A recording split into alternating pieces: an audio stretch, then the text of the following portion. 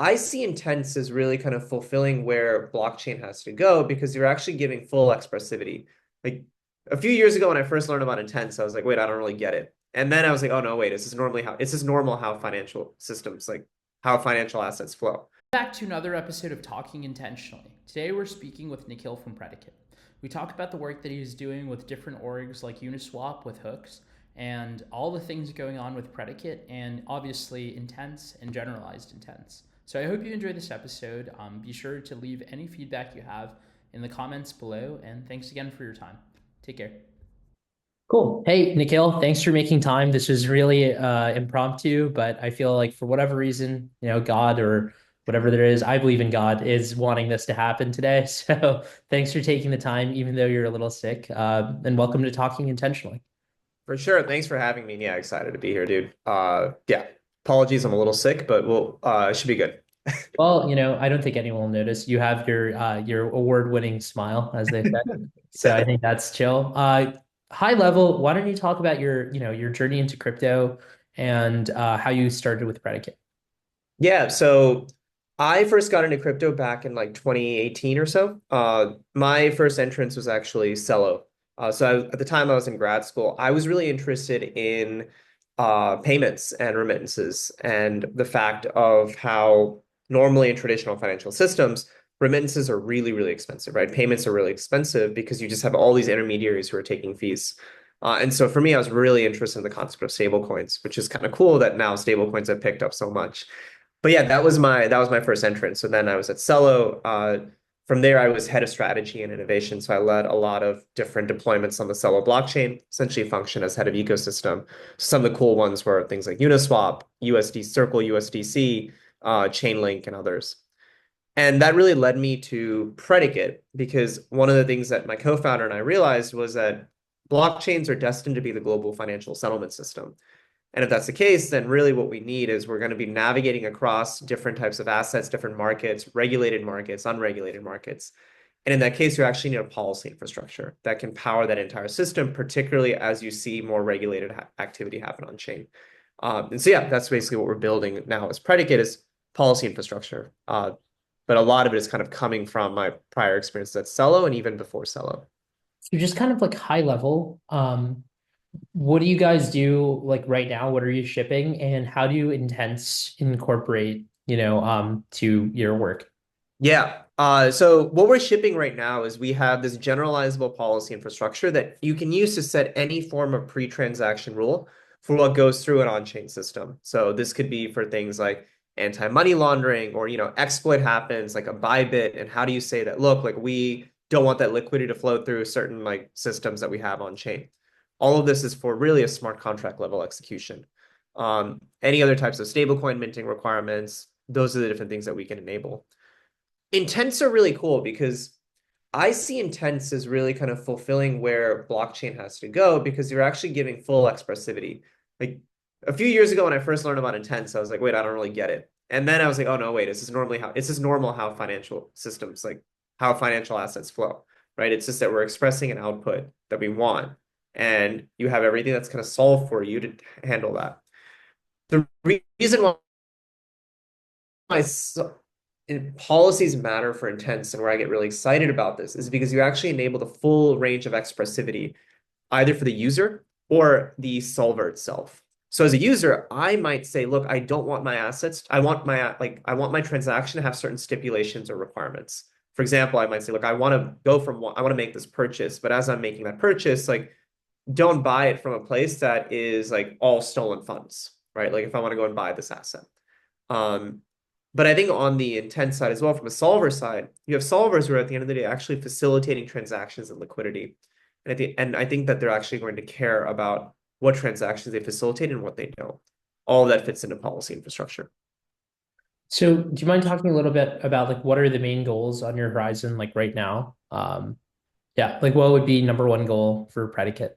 Yeah, so we have a few things. Right now, we have a few use cases that are live. We have a few more that are going up. We're building this institutional hook infrastructure with Uniswap. That's going up Hmm. pretty soon. So really psyched about that. We're gonna have a white paper on it as well. Yeah.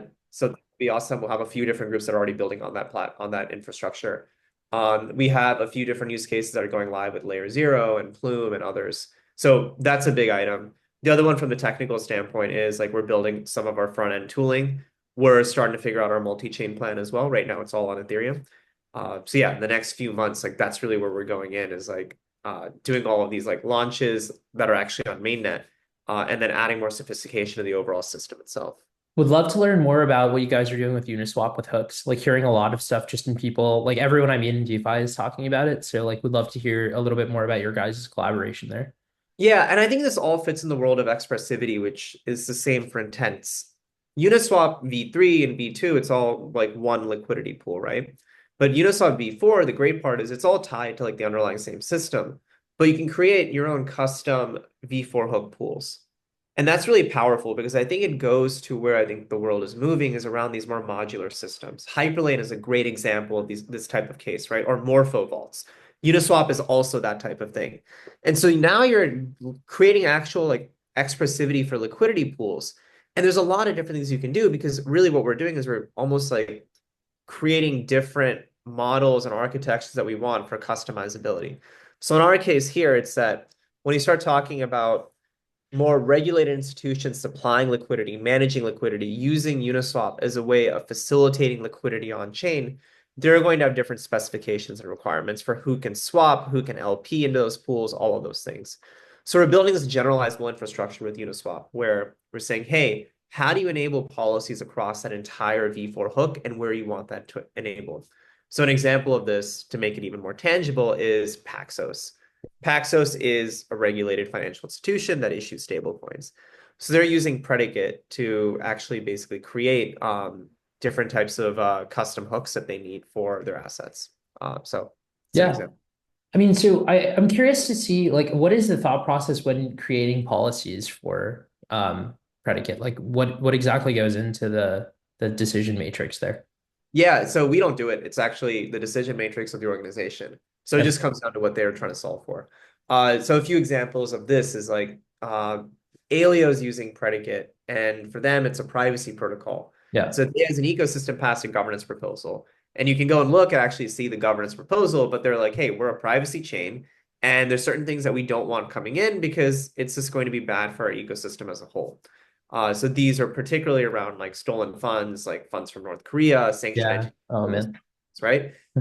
And so they're like, how do we actually do that? So the decision making here is from an ecosystem standpoint, of course, supported by the Alio Foundation as well. But yeah, they have to determine what the policy is. Another good example is Plume. Yeah. Plume is RWAL2. And so they're working with all these different RWA asset issuers. So they're like, hey, we need to ensure some level of like clean liquidity within the Plume L2. So they kind of get a lot of input from different projects that are launching on Plume, different RWA asset issuers, and they're like, cool, here's what we need. So Yeah. those are like two different ways. Alio is a little bit more bottoms up, also informed by like conversations in privacy world. For Plume, it's like they're talking to all these different groups who are asset issuers. And you're just completely like, did you provide any form of framework for policies or is it just like, yeah, Yeah, so that's the thing, right? So we provide that framework for them to be able to set that up and build it and launch it. sweet. And then kind of final thoughts on intents would be, what are your thoughts about intents outside of trading? Like that's kind of all what Axel's up to. First product is a trading platform. Would love to honestly chat offline a little Yeah. bit more about DeFi stuff, but very curious to hear your thoughts about like intents for things that aren't just trading or bridging and swapping. Yeah, I mean, honestly, I think intents are kind of where everything will eventually go. And the reason why is I like at the end of the day, when we're interacting with a financial system, whatever it is, for whatever transaction, right? Not just swaps, it could be for payments, it could be for buying and selling, like not even tokens, right? Like buying and selling hard goods. And in terms of like investing, if we think of a neobank and all of those things. At the end of the day, like we as users never actually go into the financial rails itself and say, I need to go from this to this specifically, use this payment system here, and then do this. Like we don't do that, right? The biggest decision we make is like oftentimes is like, am I pulling out a Visa or an Amex card? Right? Like Yeah. that's usually one of the biggest decisions we make. That's where I think Intense actually takes us in crypto world is we're not thinking about all those different facets. And that's how a financial system should operate in and of itself. So in that case, now like making that more tangible at the end of the day, it's we start thinking of actual on-chain liquidity settlement. Like I want to make a payment as a business from like one, like from Canada to Mexico, two different currencies. Yeah. You're going to have all of that ideally happen on chain. And in that case, I'm not saying, oh, I need to go, from CAD, swap to USDC because that's the main Yeah. liquidity, and then go from USDC to the peso. Like I shouldn't be doing that on Uniswap, right? All I need to do is I need to say, hey, I need to make this purchase. Yeah. All that needs to happen through, I think, an intense system because you're sourcing the best price, the best liquidity, who can facilitate it, the best venues for that in terms Yeah. of like if you're, if I'm a business, I'm going to have some certain like compliance requirements. All of those types of things is should be abstracted away. That's where I think intents like really go in the future. And it's just really just how traditional finance operates. And our view is actually it could be outside of all like financial transactions. Like you could have an intent that's like, I'm going to be in these 5 different cities at this time. Put it out there. Some kid, if you want to, or whatever it is, some third party agent, solver, whatever you want to call it, filler, goes and like books the travel for you and make sure that, based off of the parameters that you set, you're going to be able to be at that place at that time. Like, so if you're going to like places in Canada or in Barnstable, Massachusetts, you have to take Plymouth and Brockton or Peter Pan, like you won't know that if you grew up in California or Florida, right? So you figure that out, or you just put the request out there. Some third party does it for some, couple of bips on like what the actual price is. Down the line, it's probably an AI agent. Right now, it's, whoever, maybe some kid in college just does, becomes the travel solver. But, our thesis is solvers for pretty much everything, intents for everything. Yeah. Yeah. Hey, we're coming up at time. Any final remarks? The last one I think is actually how I think intents intersect really well with AI agents, right? Because I think that's where this really goes long tail. So we didn't talk about that, but I think that's kind of how that's at least my like mental model of where this really goes. We'll have you on again and we'll talk specifically about agents and intents. But yeah, Yeah. hey, thanks again. Huge fans of the Predicate team. Thanks for making time and yeah, hope you feel better more than anything. Thanks. Appreciate it. Yeah, Thanks, sweet. dude.